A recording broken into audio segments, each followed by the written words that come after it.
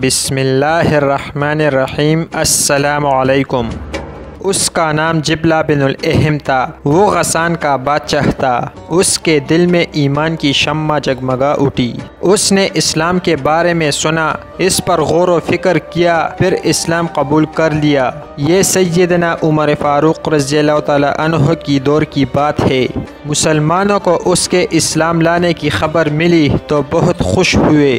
جبلہ نے سیدنا عمر فاروق رضی اللہ تعالیٰ عنہ کو خط لکھا کہ وہ مدینہ طیبہ آنے کی اجازت چاہتا ہے۔ اسے اجازت دے دی گئی کہ تم مدینہ طیبہ آ سکتے ہو۔ تمہارے لیے وہی کچھ ہے جو ہمارے لیے ہے، اور تم پر وہی کچھ واجب ہے جو ہم پر واجب ہے۔ جبلہ غسان سے روانہ ہوا۔ اس کے جلوں میں 500 گھڑ سوار تھے۔ وہ مدینہ کے قریب پہنچا تو اس نے شاہی لباس پہنا جس کے دامن پر سونے کی داریاں تھی۔ پھر اس نے ہیروں اور جواہرات سے مرصع تاج سر پر رکھا۔ اس کے گھڑ سواروں نے بھی بہترین لباس پہن لیے۔ جب وہ مدینہ میں داخل ہوا تو اہل مدینہ یہ منظر دیکھنے کے لیے باہر نکل آئے۔ جب وہ عمر فاروق رضی اللہ تعالیٰ عنہ کی خدمت میں پہنچا تو انہوں نے اس کی عزت افزائی کی، اس کا پرتپاک استقبال کیا اور اپنے پاس ٹھہرایا۔ اسی دوران حج کے دن آ گئے۔ فاروق اعظم رضی اللہ تعالیٰ عنہ حج کے لیے روانہ ہوئے۔ جبلہ بھی ان کے ساتھ تھا۔ جبلہ نے بیت اللہ شریف کا طواف شروع کیا۔ بنو فزارہ کا ایک مسکین شخص طواف کر رہا تھا کہ اتفاق سے اس کا پاؤں جبلہ کی چادر پر آ گیا۔ جبلہ کو بڑا غصہ آیا۔ اس نے اسے ایسا زوردار تپڑ مارا کہ اس کی ناک کی ہڈی ٹوٹ گئی۔ فزاری کو بھی بہت سخت غصہ آیا، مگر وہ جوابی کارروائی نہیں کر سکتا تھا۔ اس نے فوراً اپنا مقدمہ فاروق اعظم رضی اللہ تعالیٰ عنہ کی عدالت میں پیش کر دیا۔ فاروق اعظم رضی اللہ تعالیٰ عنہ نے جبلہ کو بلوایا اور جواب طلبی کی کہ تم نے دوران طواف اپنے مسلمان بھائی کو تپڑ کیوں مارا؟ تم نے تو تپڑ رسید کر کے اس کی ناک ہی توڑ ڈالی، آخر تم نے ایسا کیوں کیا؟ جبلہ نے بڑے غرور سے کہا کہ اس نے میری چادر کو اپنے پیروں سے مسل دیا۔ اس کی یہ مجال، اگر مجھے مقدس گھر کی حرمت اور عزت کی پرواہ نہ ہوتی تو میں اس کی گردن اڑا دیتا۔ فاروق اعظم رضی اللہ تعالیٰ عنہ نے فرمایا، جبلہ تم نے اپنی غلطی کا اعتراف کر لیا ہے کہ واقعی تم نے اسے تپڑ مارا ہے۔ اب تمہاری نجات کے لیے ایک ہی حل ہے کہ کسی طریقے سے اسے راضی کرو، ورنہ جبلہ کے وہم و گمان میں بھی نہیں آ سکتا تھا کہ اس سے بھی بدلہ لیا جا سکتا ہے۔ اس نے فوراً پوچھا، ورنہ کیا ہوگا؟ ارشاد ہوا کہ اس فزاری سے کہا جائے گا کہ وہ آگے بڑھے اور تمہارے منہ پر ویسا ہی تپڑ مار کر اپنا بدلہ لے لے۔ جبلہ کہنے لگا، اچھا تو کیا وہ مجھ سے بدلہ لے گا؟ میں ایک بادشاہ ہوں اور وہ ایک ادنا سا بے حیثیت آدمی۔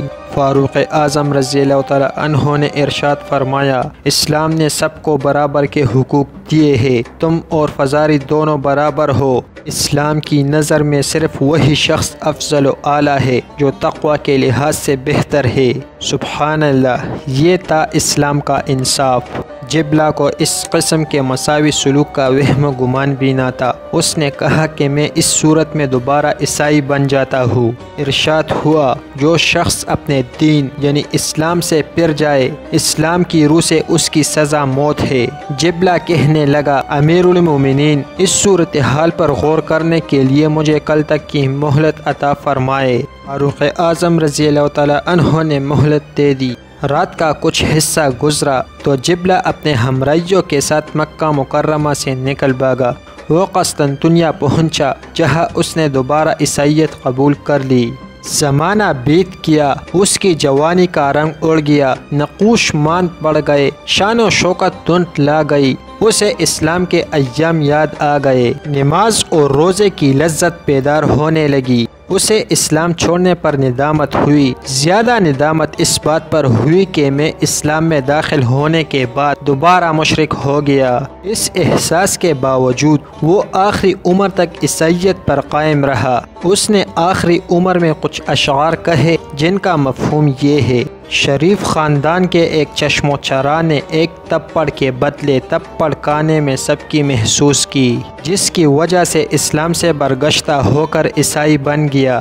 حالانکہ تھوڑا سا صبر کر لینے میں کوئی حرج نہیں تھا۔ کاش میری ماں نے مجھے جنا ہی نہ ہوتا، کاش میں عمر رضی اللہ تعالیٰ عنہ کی بات مان لیتا، کاش شام میں میری معیشت کا اتنا سا سامان بھی ہوتا تو میں اپنی قوم کے افراد کے ساتھ اٹھتا بیٹھتا۔ اب تو میری سماعت بھی ختم ہو رہی ہے اور بصارت بھی۔ مگر اس احساس کے باوجود اس نے توبہ کر کے دوبارہ اسلام قبول نہیں کیا۔ اسے شرک اور کفر ہی کی حالت میں موت آئی۔ سیدنا عمر رضی اللہ تعالیٰ عنہ کے زمانے میں ایک علاقے کا شہزادہ تھا۔ وہ گرفتار ہو کر پیش ہوا۔ حضرت عمر رضی اللہ تعالیٰ عنہ چاہتے تھے کہ اس بندے کو قتل ہی کروا دے، کیونکہ اس نے مسلمانوں کے خلاف بہت ہی زیادہ مصیبت بنائی ہوئی تھی۔ چنانچہ آپ نے اسے قتل کرنے کا حکم دے دیا۔ جب قتل کا حکم دے دیا تو اس نے کہا، جی کیا آپ میری آخری تمنا پوری کر سکتے ہیں؟ آپ نے پوچھا، کون سی؟ اس نے کہا، مجھے پیاس لگی ہوئی ہے، لہٰذا پانی کا پیالہ دیجیے۔ آپ نے حکم دیا کہ اسے پانی کا پیالہ پلا دو۔ اسے پانی کا پیالہ دے دیا گیا۔ جب اس نے پانی کا پیالہ ہاتھ میں لیا تو کانپنا شروع کر دیا۔ حضرت عمر رضی اللہ تعالیٰ عنہ نے پوچھا، بھائی آپ کانپ کیوں رہے ہیں؟ کہنے لگا، مجھے ڈر لگ رہا ہے کہ میں ادھر پانی پینے لگوں گا اور ادھر جلاد مجھے قتل کر دے گا، اس لیے مجھ سے پیا ہی نہیں جا رہا۔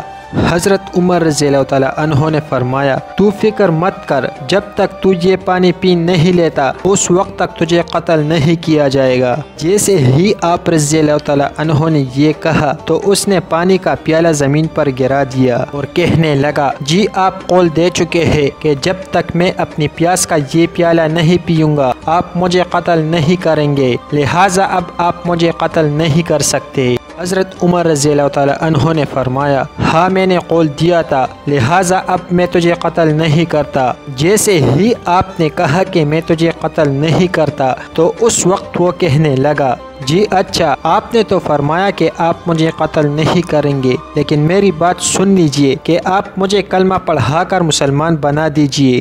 آپ نے پوچھا، بھائی آپ پہلے تو مسلمان نہیں بنے، اب بن رہے ہیں؟ اس نے جواب دیا کہ پہلے آپ میرے قتل کا حکم دے چکے تھے، اگر میں اس وقت کلمہ پڑھ دیتا تو لوگ کہتے کہ موت کے خوف سے مسلمان ہوا ہے، لہٰذا میں چاہتا تھا کہ کوئی ایسا ہیلا کروں کہ موت کا خوف ٹل جائے، پھر میں اپنی مرضی سے اسلام قبول کروں، لوگوں کو پتہ چل جائے کہ اللہ کی رضا کے لیے اسلام قبول کیا ہے۔